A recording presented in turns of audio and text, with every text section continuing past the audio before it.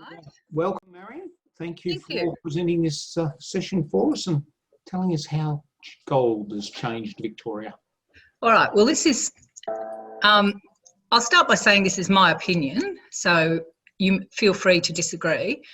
But I firmly believe the gold rushes were a really pivotal point in our history, particularly in Victoria's history. I think Victoria in 1851 was a very different society to Victoria in 1900. And that's what I'm going to try to show you today, how gold changed the very fundamental structure of society here in Victoria. So we're living in the Victorian era, all this time we're talking about. Queen Victoria came to the throne in 1838. She married Albert in 1840. Between 1840 and 1857, she has, I'm wanting to say 9, I think that's right. Yes, she had 9 children. So the time we're representing at Sovereign Hill, she's a young, beautiful queen. You'll notice all the portraits of Queen Victoria that hang in the museum show a young queen, not that very elderly lady in widow's weeds that we're familiar with.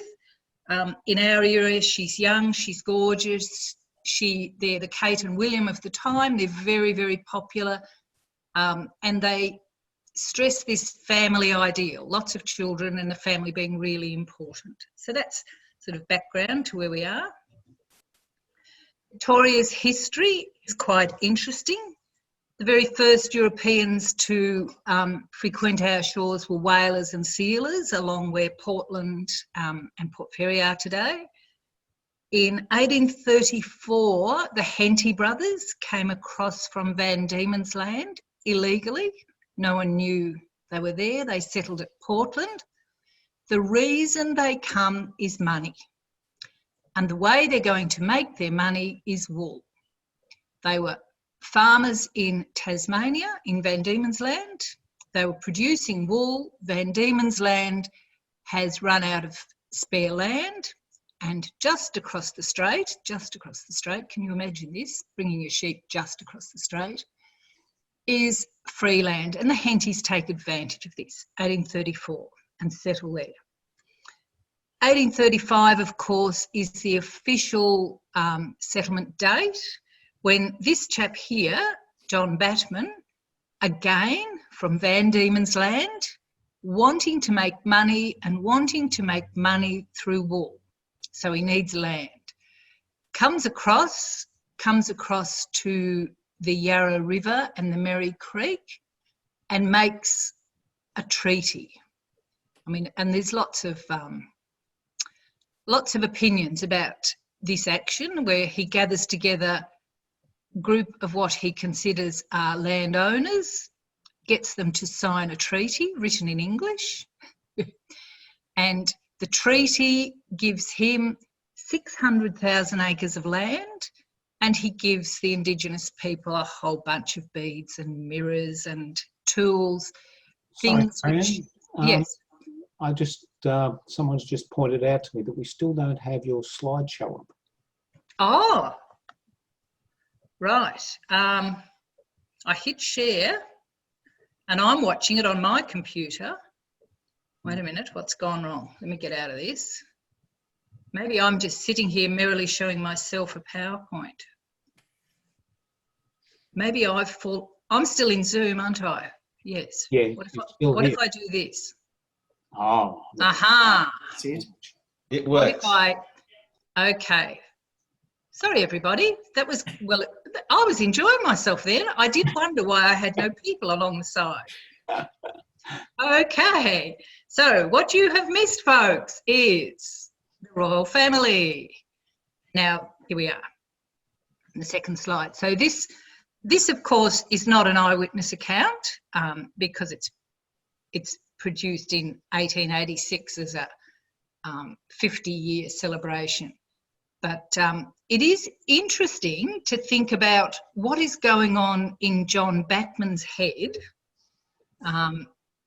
John Batman clearly is acknowledging that somebody is here, the Indigenous people are here, And whether he's a rogue or not, he is also, in a way, acknowledging that they are the owners and that he has attempted to buy some of their land, which is a very interesting concept when you think of the date. Batman sent the treaty, signed by, of course, thumbprints by the Indigenous people, to Sydney. The area that we now call Victoria was part of New South Wales in 1835. The governor was Governor Burke. Governor Burke received this treaty and immediately declared it null and void. He said, this treaty has no legal standing, you have not bought the land, and the reason he gave is these people do not own the land. This is Crown land, they could not sell it. So he is slapping down the idea of Indigenous occupation. But anyway, Batman is the first European, and he has come across for land that he's going to use to raise sheep. He actually, felt he had acquired, remember, 600,000 acres. And this is what Victoria starts to look like. This is an S.T. Gill sketch. Very, very quickly, he is followed by squatters, people who suddenly see an opportunity to grab huge parcels of free land. Some of them come from Van Diemen's Land. They're called overstraters. Some of them, like Hepburn, who settled at Smeaton, come from the area around Sydney. They're called overlanders. So you've got overlanders coming from the north, overstraters coming across the strait, and a large number who come from overseas, overwhelmingly from Scotland and from England. They are mostly younger sons of wealthy landowners. Think about Britain at the time. The inheritance laws in Britain, to keep the aristocracy strong, never split up an estate. Everything goes to the oldest son. Younger sons get nothing. So during their lifetime, a lord or a wealthy landowner will set up his younger sons, might buy them a woolen mill, might set them up in industry, buy them a railway line, or might give them some of their flock and send them to Australia to set up places here. And that's the beginning of farms like Ercildown around this area, set up by the Learmonts. So this is what Australia would be looking like. The man in the photo, of course, the painting, it's not a wealthy landowner.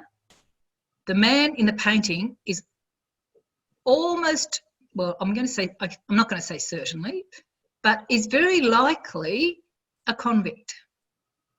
Victoria was not a convict colony. No convicts were sent to the Port Phillip district, but a lot of convicts ended up in the Port Phillip district because squatters are trying to make money. They don't want to pay wages. Where do you get free labour? Well, you ride up to Sydney, you get some ticket of leave convicts, you don't have to pay them, they're free labour, and you can bring them back here to have what would be an unbelievably boring job of being a shepherd with a dog, a bottle of, can you see, some sort of alcohol and a pipe to keep yourself entertained. Some of these squatters go mad. They live incredibly isolated lives. Right. Wool when you shear it. So it's shorn, probably also largely by, you might use convict labour because you don't want to have to pay too much money. And then these bullockies, which were apparently a breed of their own, took the wool to either in the Port Phillip district, it went to Portland, went to Port Fairy. Some of it from the Western District went across to Robe. There were tracks across to Robe because there was a port facility there. And a lot of it goes to Geelong or Melbourne where it's exported. It's earning huge amounts of money for the squatter or the landowner who's well educated, who's literate, who's interested in politics, and in terms of power, has all the social power has all the economic power and has all the political power. Right. This Bullocky, you imagine, probably is completely illiterate. The way this squatter can get labour is through an immigration scheme. There's constant appeals back to Britain that they can't get workers, can't get labour. So an immigration scheme is instituted where you can actually get a free passage to the colonies to work as an indentured worker for one of these squatters. Now, have a look at this picture. This is a painting of a family in England about to leave to work in Australia. They're not wealthy, are they? They're not living in the slums of London. They're not dirt poor. They're rural. There's a sheepdog. There's hints that this man works with sheep. He's the sort of person you want to sponsor to come and work on your farm. But he's not taking his whole family. Have a look closely at the family. Who are wearing hats? Dad's got a hat. Mum's got a hat. This little girl here's got a hat. She's got a hat. She's got a hat. And this one here, her hat's fallen off. Have a look at the shoes. These two have got shoes. This one's got shoes. She's got shoes. She hasn't got any shoes. And he hasn't got any shoes. They're not all going. You were only allowed to bring 4 children. So you had to make a decision. Who are you going to take? So you've left the lad behind, possibly to look after grandma and grandpa. You've left an older girl behind, and you've left this girl behind. Probably you're not thinking, thank God I'm getting rid of this son, I'll never see him again. Probably what you're thinking in your head is, this is a terrible decision, but some of us will go, we'll set ourselves up, and then we'll send for the others. That's probably what you're thinking. Do these people have political power? Of course they don't. Have they got any economic power? No. Are they literate? Well, that's a hard one, isn't it? There's no evidence in this cottage that they are. There's no books. They're certainly not scholars. They might be able to have some basic reading. Possibly not, but they might. And they're heading off to Australia for a better life, to work for a rich lord, a bit like what they're doing in Britain.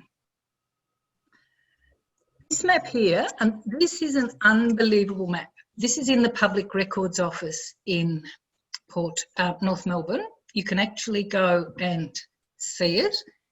It's massive, absolutely massive. When they roll it out, it completely covers a huge trestle table. It's hand-drawn, and it's a map showing who owns the colony at the time Victoria is separated from New South Wales. So this map is drawn in 1851. So that's 16, I think, isn't it? Years after 1835, after the first European. So in 1835, you've got Henty brothers living in Portland, maybe 20 people, if you add servants. You've got Batman and his crew landing here in Melbourne. So you've got a European population of less than 100. By 1851, you've got a population of 77,000 Europeans. And this is what the map looks like. These lines, the black lines, are property boundaries. These are the lands the squatters have taken. The squatters pay £10 a year as a lease to control this land. They use it to graze sheep. Note the bits they haven't taken are the bits, the mallee up here, the snowfields. Oh, keep doing this, right? I'm going the wrong way. The Otways, well, you can't, the bits you can't graze sheep. All the country where you can make money out of sheep is taken. What do you think the impact on the Indigenous population was of this? In just 16 years, suddenly there are fences, there are people saying, I own this, you get off my land, you come on here, you're trespassing. And of course, disease is spreading. So this is how very quickly, but it's a country of squatters and sheep. Right. Will make any money? Well, have a look at these Western District homes. This is Court Nong, painted by Vongerard with the sheep. This is a really interesting painting in terms of the social aspects it's showing, because it shows the Lord of the Manor, the rich house. I won't try and zoom in because I might do something, but the big house here, this house still exists. Some of you might have been on the Vongerard tour we took from the art gallery last year, and we actually went and saw some of these places where Vongerard painted. So you've got this massive bluestone house. You can't quite see on this slide, but there is a line of servants that he's painted lined up along the veranda. So he's actually deliberately showing Lord of the Manor, lots and lots of servants, lower class, of course. A shepherd's hut over here. There's the shepherd's wife. She's feeding some chickens.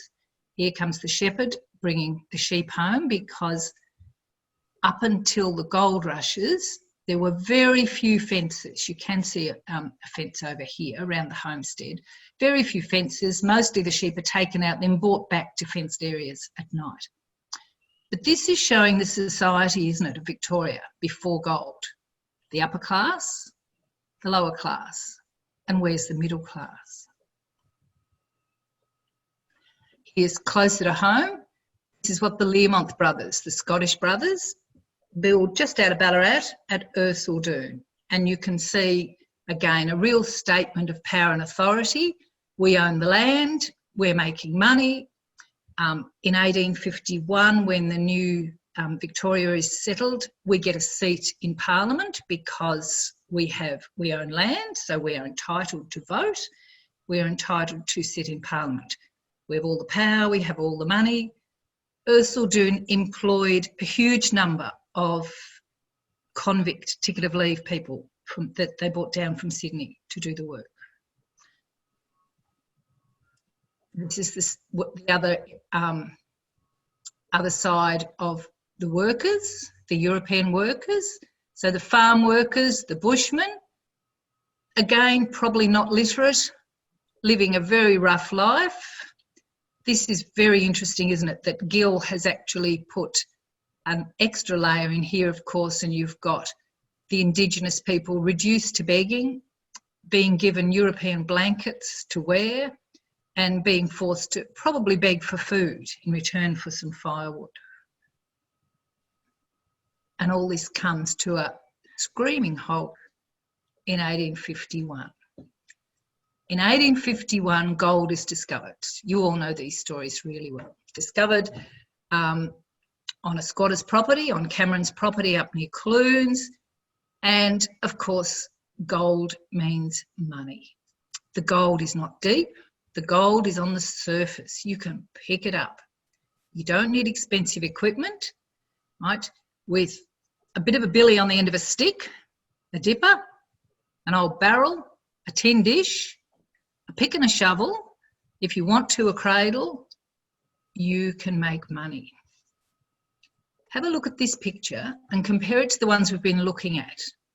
In the other paintings, very easy to pick the rich man and the poor man, the upper class, the lower class.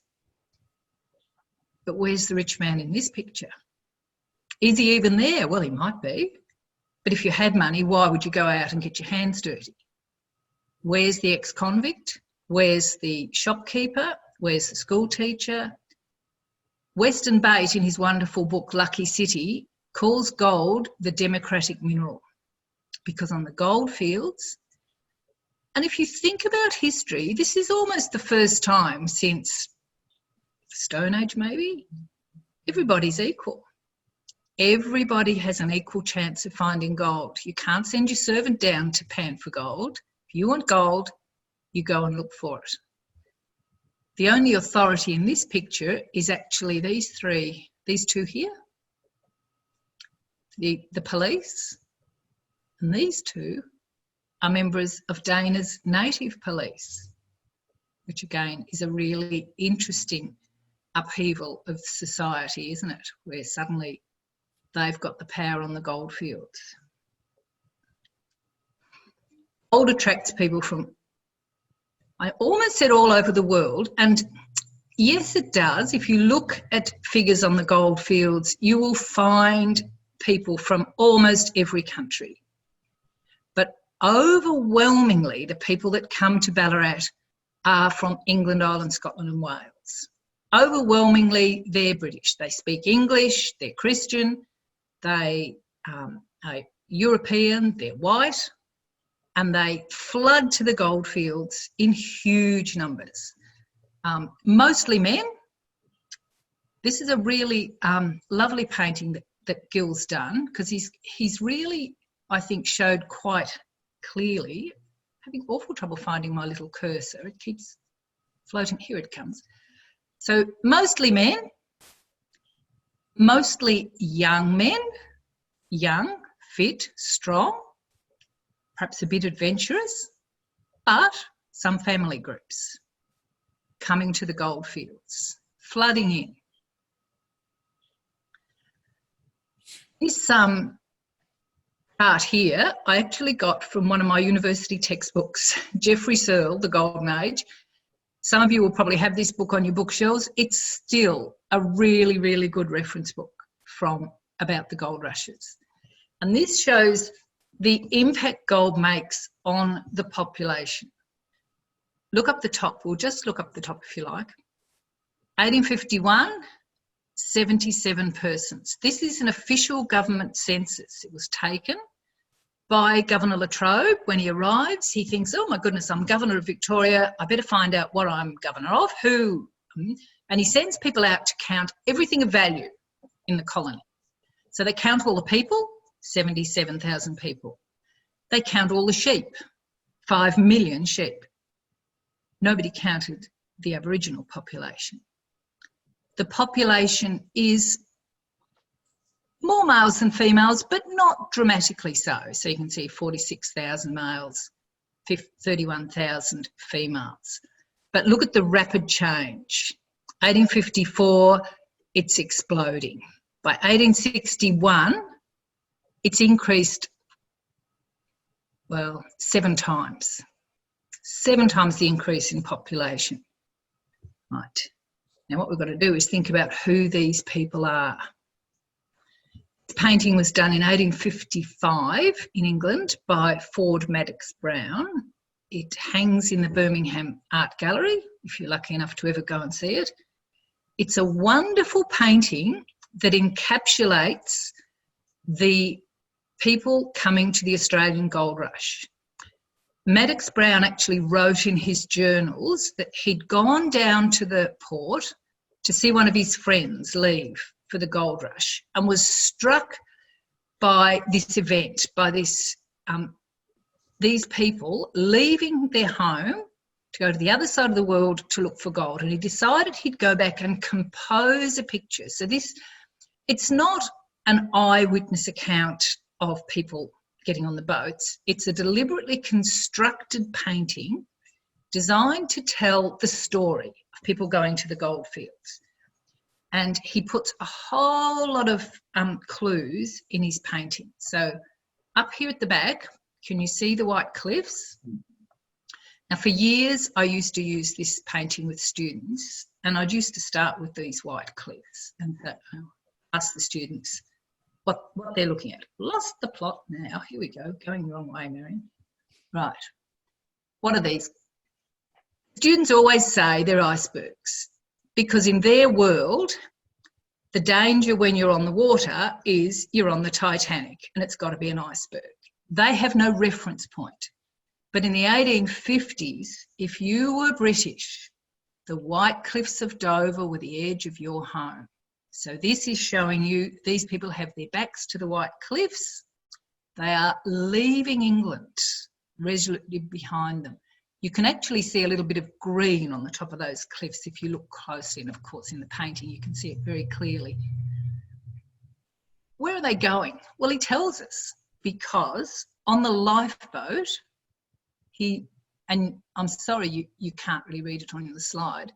He writes the name of the ship, and this ship is called El Dorado. They're going to the city of gold. They're going to the gold fields. And there's a big crowd. There's some unruly folk. There's children. There's a little girl eating an apple. But the main people going, the focus of who's going, is a young couple. Now have a look at this couple. We've lost them again. Have a look at this couple. Are they wealthy aristocrats? No, they're not. The man is not wearing a top hat.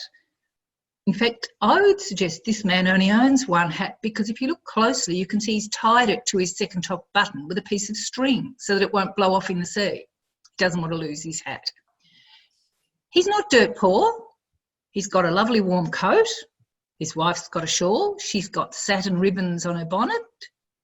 There's an umbrella protecting them and also symbolising that they're a unit.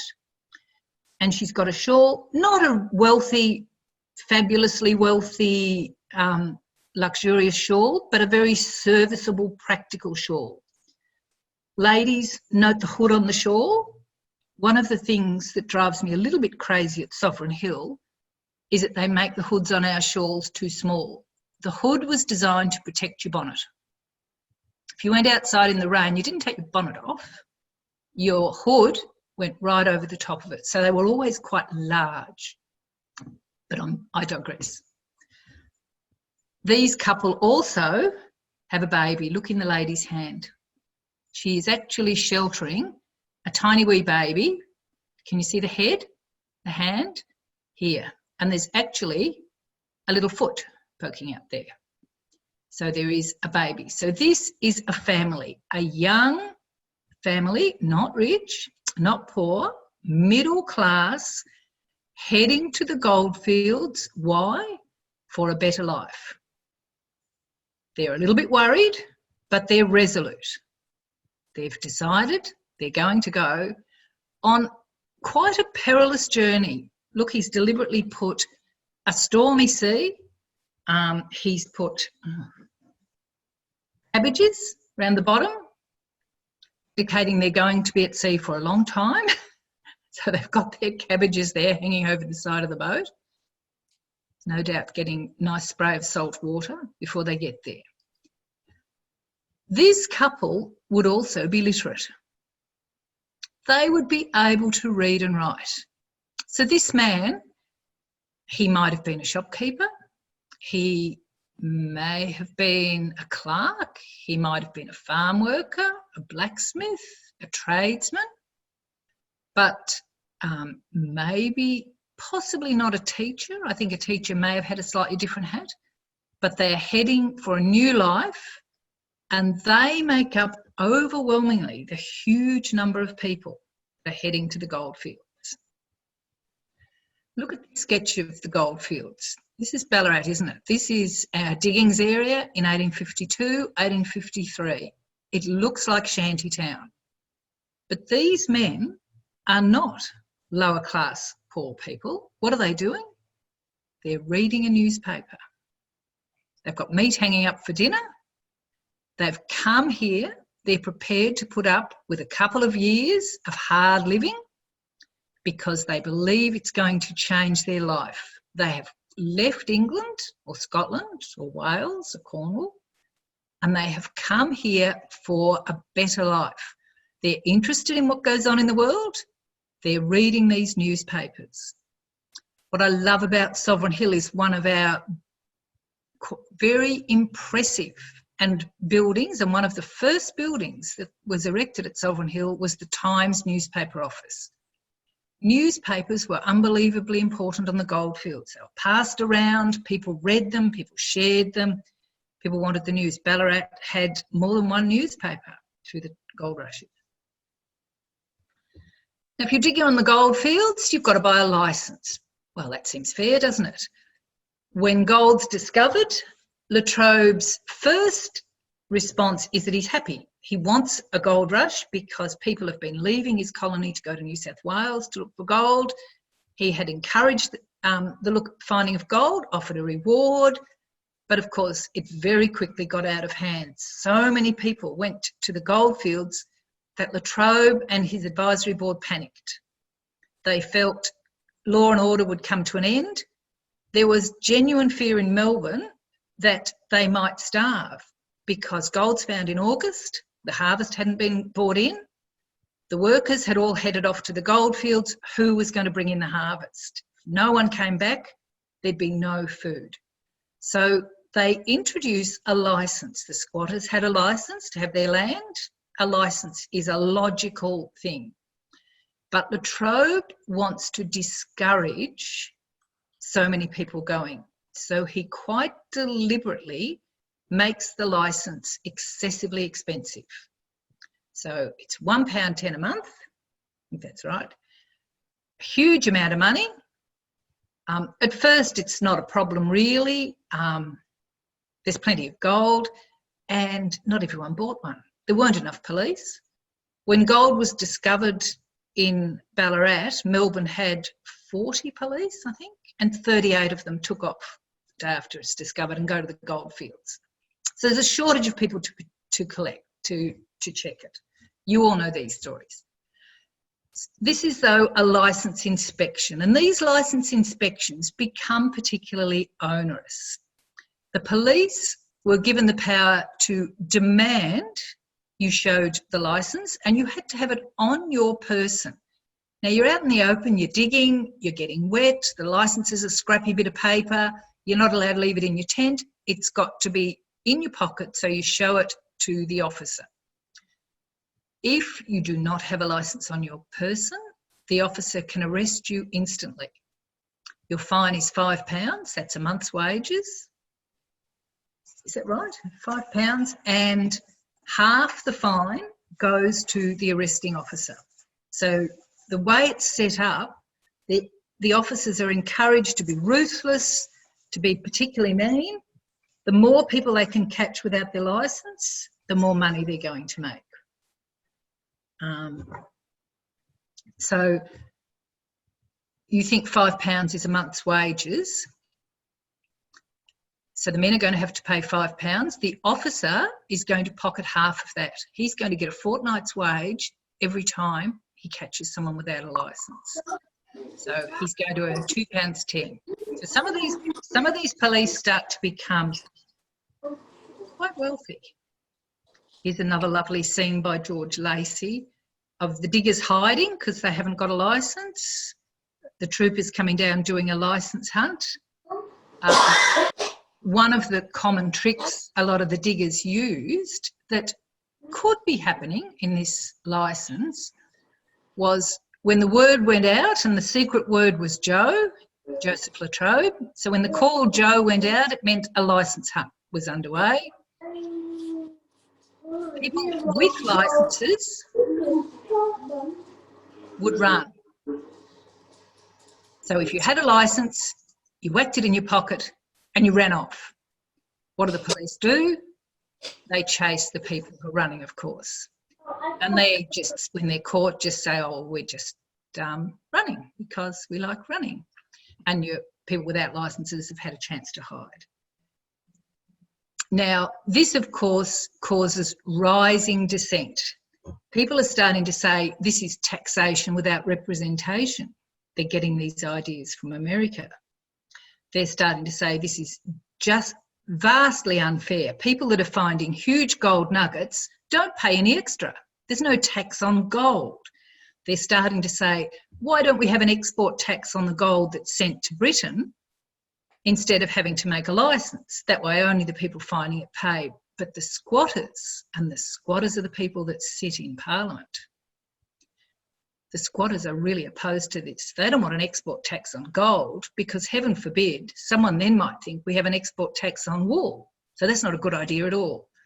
So they're really opposed to this. Ballarat, of course, it leads to the famous events at Eureka.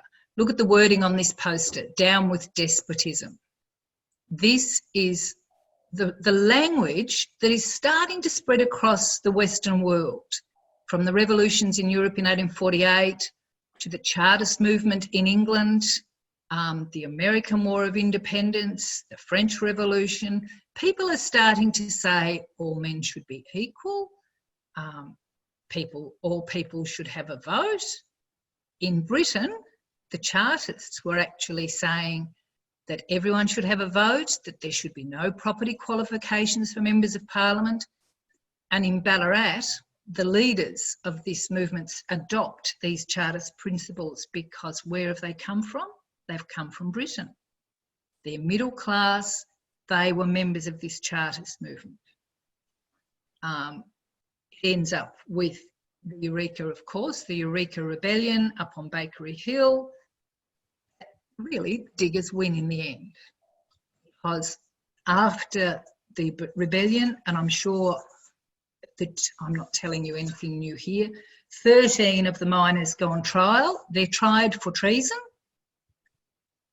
Technically, they probably have committed treason. A judge probably would have found them guilty of treason. They had put up a rebel flag. They had drawn arms against the army. They'd set up an army. They'd built a stockade. But they're not tried by a judge.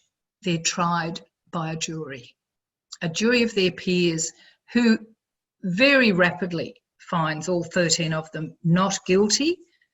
Governor, who's now Governor Hotham, has a breakdown as a result of this, and instantly the government realises the times are changing.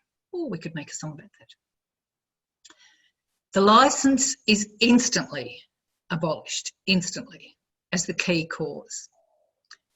And Parliament comes up with a stroke of genius.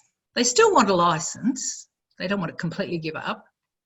But they decide, instead of calling it a miner's licence, which by now has hated connotations, let's call it a miner's right. It gives you the right to mine, but it'll also give you the right to vote, and it'll give you the right to have security of the plot of land where you're digging. You can now build a permanent house. You can now feel part of the community. They also introduce in Victoria, in rapid succession, for the first time in the world, and this is earth-shattering, secret ballot. America hasn't got secret ballot. Britain hasn't got secret ballot.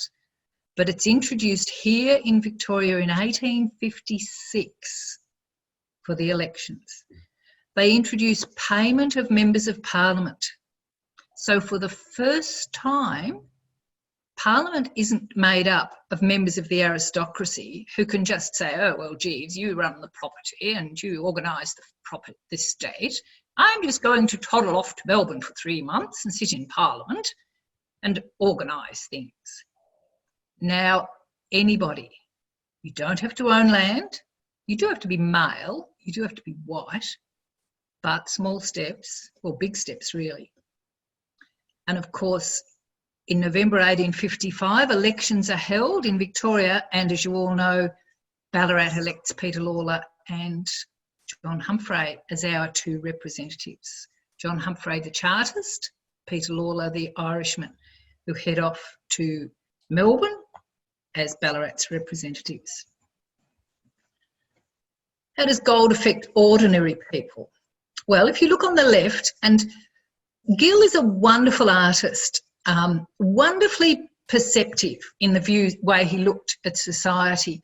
A lot of his paintings he painted as a pair, showing two sides of an issue. This one, he's showing what do people do when they find gold. And on the left, he's making a point, improvident diggers. So people with no brains, they found gold, and what have they done? Well, clearly they're intoxicated. They've gone to the drapery store. They've bought sort of gentleman's clothes, but they haven't really got it right. You don't wear a top hat and a digger's shirt and a gold chain and shiny boots. So they're dressing like layers. And what are they doing with their money? Well, they're heading to the jewellery shop, and we shudder to think what their plans are and where they're going to waste the jewellery they buy. But have a look at the painting on the right. the Provident diggers, the guy who brought his wife and baby out on the sailing ship on the El Dorado to look for gold. What do they want to do? What are they buying? Look in the window. They're buying land. This is now their home. They're making a wise investment in the future. They're buying land. Sensible, right?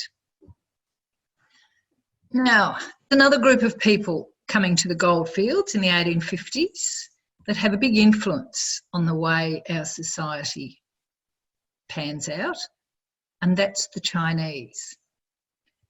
This painting, and there's a copy of this hanging in the Commissioner's camp up, where the entrance to the lodge is on the wall.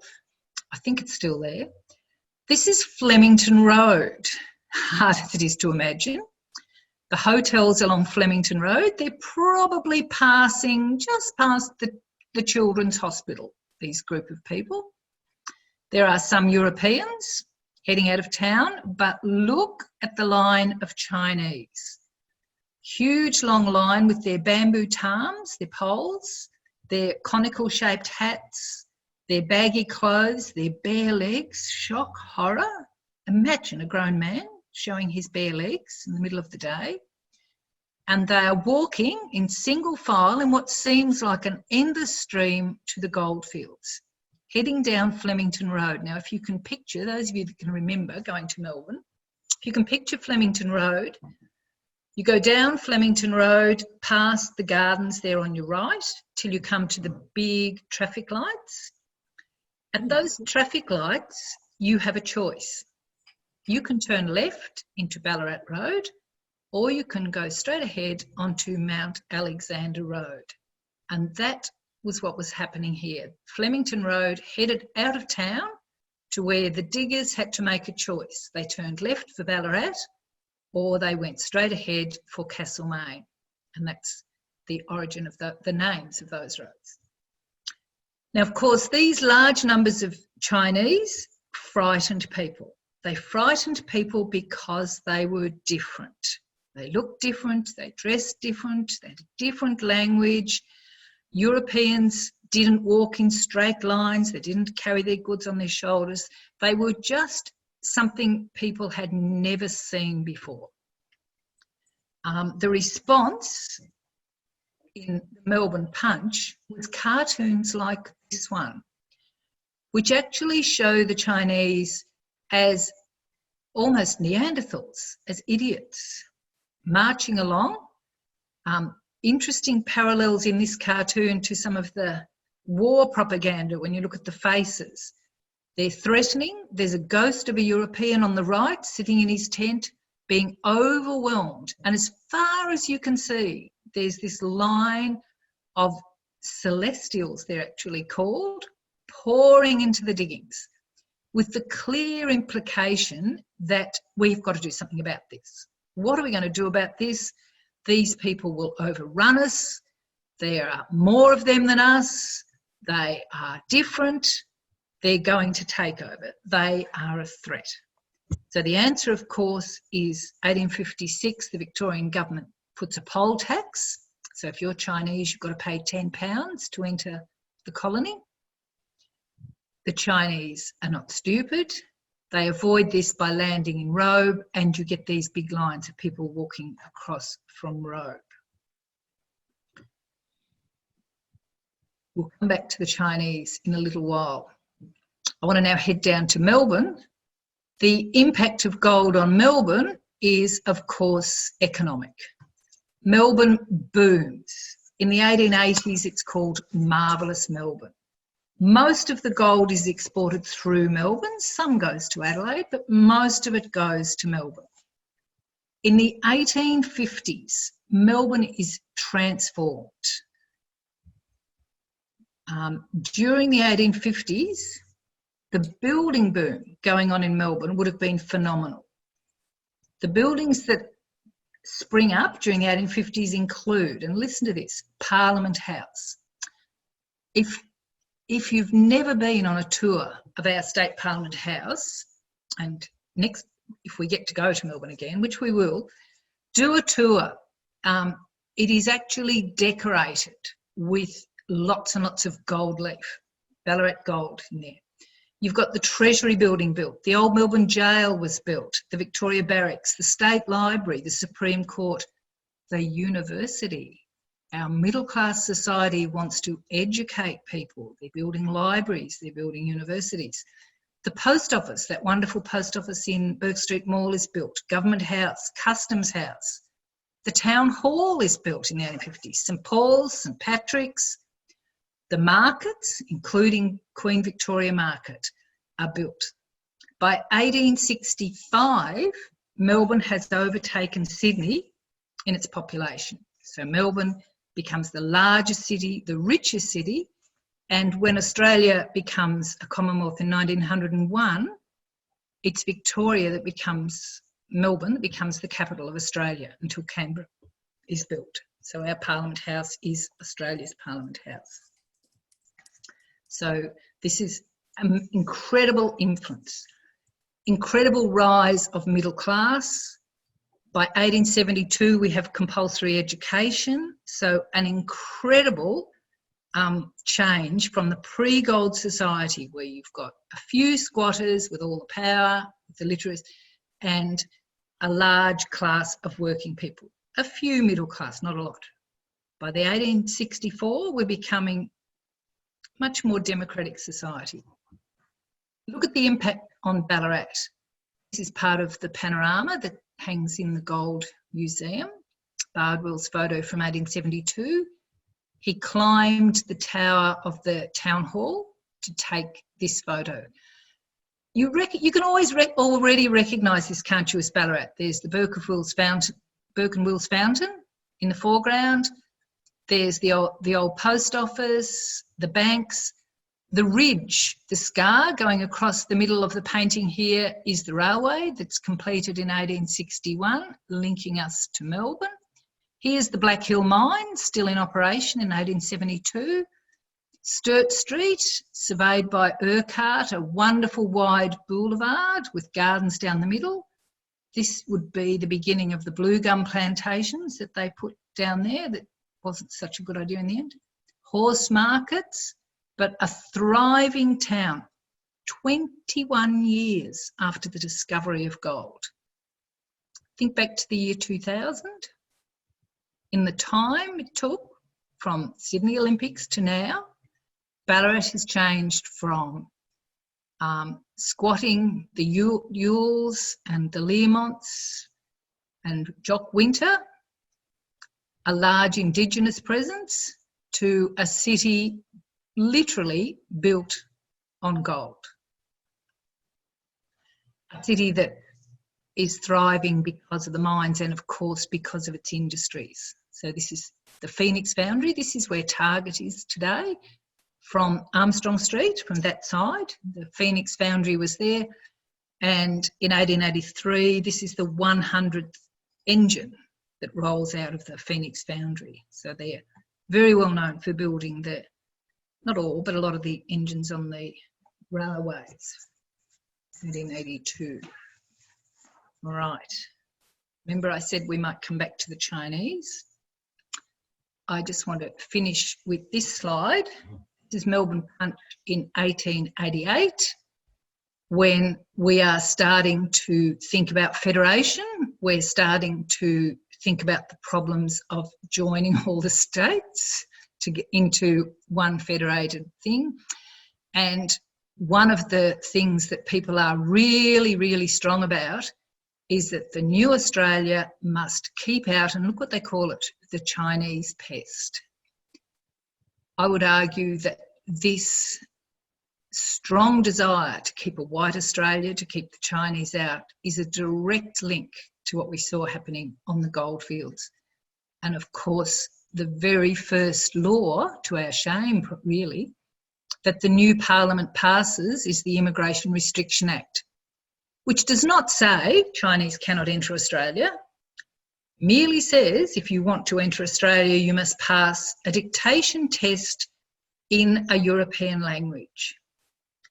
But in effect, the way it was implemented, when you turned up to do your immigration test, the officer looked at you. If he decided you were too Asian or too brown to be entered into Australia, he would ask you what languages you spoke. And if you spoke English, French and German, well, surprise, the test today was in Russian. And bad luck, you failed. And that was how it was administered up until 1972. And that, ladies and gentlemen, is the end. So my big argument is that gold speeds up the whole process of changing us into a more democratic society, from pre-gold to 1901, I guess. Thank you.